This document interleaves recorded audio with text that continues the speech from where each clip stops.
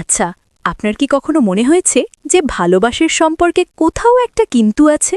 বুকের ভেতরটা একটা খচখচানি, একটা অস্বস্তি। আপনার সঙ্গে কি সত্যিই আপনাকে ততটা ভালোবাসে যতটা দেখায়, নাকি সবটাই শুধু লোক দেখানো?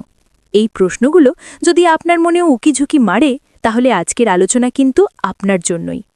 কারণ ভালোবাসার আড়ালে যে ছলনা বা অভিনয় চলে, সেটা ধরতে না পারলে মনের শান্তিটাই তো চলে যায়, তাই না? আর এই কষ্টটা শুধু শুধু বই বেড়ানোর তো কোনো মানে হয় না। একবার শুধু ভাবুন তো, একটা সম্পর্কে আপনি আপনার সবটুকু উজাড় করে দিচ্ছেন, কিন্তু অপরদিকের মানুষটা শুধু দরকারের সময় আপনাকে কাছে টানছে, আর বাকি সময় আপনার কোনো পাত্তাই নেই। এটা যে শুধু কষ্ট দেয় তাই নয়, আমাদের আত্মবিশ্বাসটাকেও একদম দুমড়ে মোচড়ে দেয়।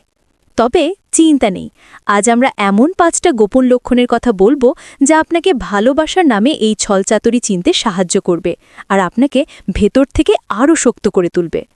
এই লক্ষণগুলো কিন্তু খুবই সূক্ষ্ম, অনেকে চট করে ধরতে পারেন না, কিন্তু একবার জেনে গেলে আপনি নিজেই অবাক হবেন। ভালোবাসার নামে এই যে ছলনা বা ঠকে যাওয়া, এটা কিন্তু আমাদের মনের ওপর সাংঘাতিক চাপ ফেলে। বিশ্বাস উঠে যায়, নিজের ওপর থেকে ভরসা কমে যায়, আর অনেক সময় আমরা সব দোষ নিজের ঘাড়ে নিতে শুরু করি। এমন সম্পর্ক থেকে বেরিয়ে আসা বা নিজেকে বাঁচানোটা তাই ভীষণ জরুরি। আর এর প্রথম ধাপটাই হলো এই ছলনার লক্ষণগুলো ঠিকঠাক চিনে নেওয়া। মনে রাখবেন, আসল ভালোবাসা কিন্তু শান্তি দেয়, কষ্ট নয়। প্রথম লক্ষণ, কথার সাথে কাজের মিল নেই, প্রতিশ্রুতির ফাঁপা বেলুন। একটা সম্পর্কে বিশ্বাস কিন্তু খুব দামি, তাই না? এবার ধরুন, আপনার সঙ্গে মুখে আপনাকে অনেক বড় বড় কথা বলছে, আকাশ কুসুম স্বপ্ন দেখাচ্ছে, কিন্তু কাজের সময় তার টিকিটিও খুঁজে পাওয়া যাচ্ছে না, তাহলে কিন্তু এটা একটা বিরাট সতর্কবার্তা।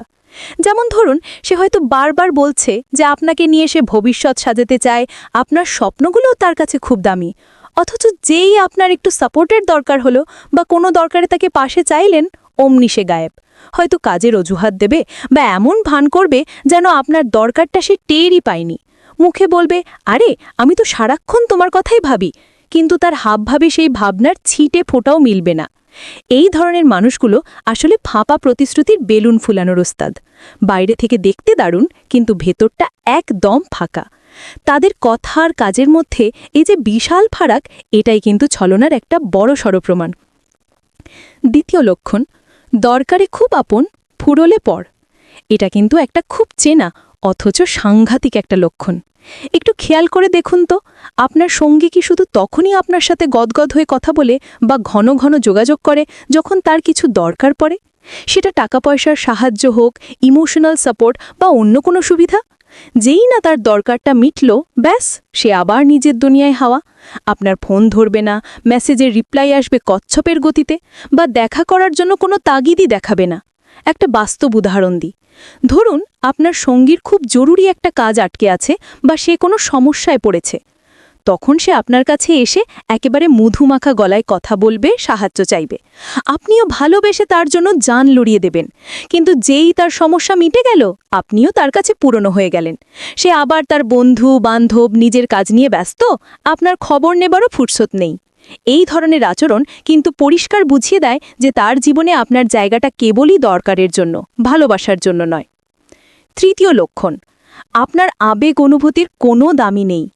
একটা ভালো সম্পর্কে একে অপরের ফিলিংসকে গুরুত্ব দেওয়াটা কিন্তু মাস্ট, কিন্তু যদি দেখেন আপনার সঙ্গী আপনার দুঃখ, কষ্ট, আনন্দ কোনো অনুভূতিকেই পাত্তাই দিচ্ছে না, তাহলে বুঝতে হবে ডাল মে কুছ কালা হ্যায়। আপনি হয়তো কোনো কারণে খুব কষ্ট পেয়েছেন, তার সাথে কথাটা বলতে চাইছেন, কিন্তু সে হয়তো পুরো ব্যাপারটাই ফুঁ দিয়ে উড়িয়ে দিল বা আপনার কথা কানেই তুলল না।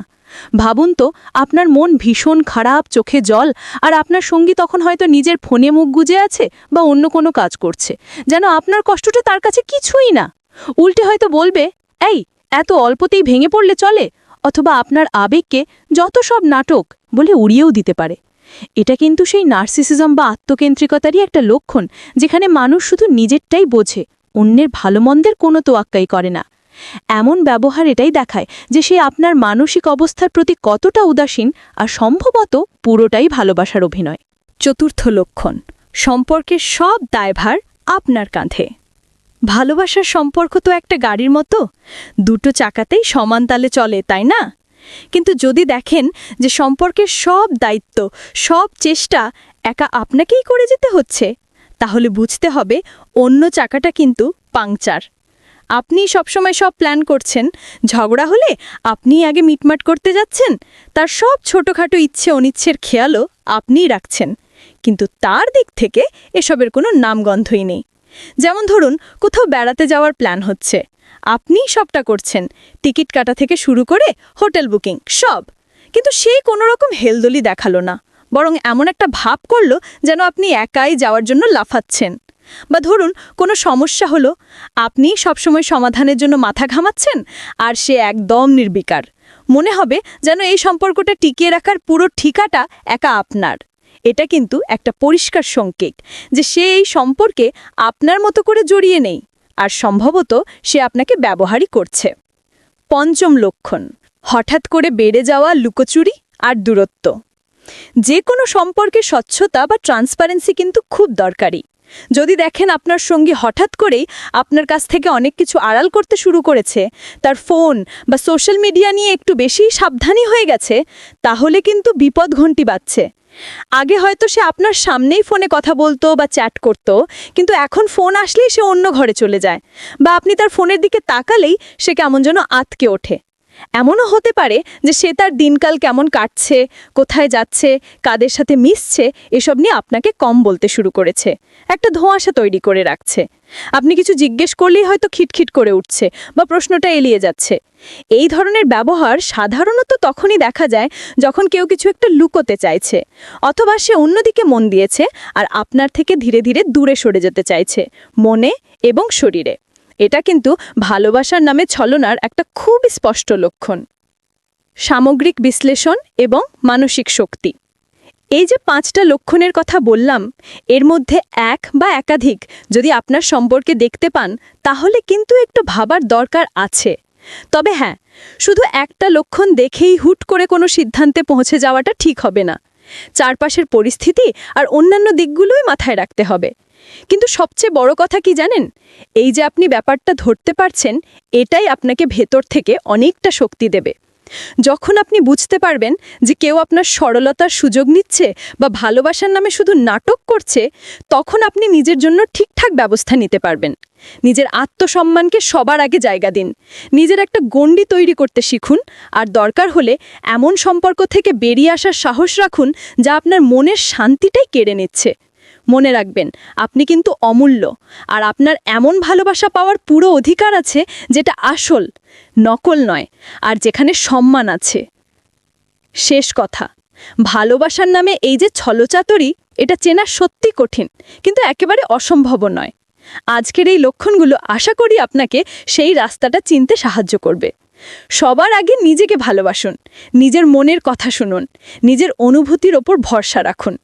যদি কোনো সম্পর্ক আপনাকে দিনের পর দিন শুধু কষ্টই দেয়, আপনার নিজের ওপর থেকে বিশ্বাসটাই টলিয়ে দেয়, তাহলে বুঝে নেবেন সেটা ভালোবাসা নয়, অন্য কিছু। এবার আপনার পালা। আজকের এই কথাবার্তা যদি আপনার একটুও কাজে লেগে থাকে, তাহলে অবশ্যই একটা লাইক দেবেন আর তাদের সাথে শেয়ার করবেন যাদের এটা কাজে লাগতে পারে বলে আপনার মনে হয়। আপনার যদি এমন কোনো অভিজ্ঞতা থাকে বা কিছু বলার থাকে, নিচে কমেন্ট বক্সে লিখে ফেলুন।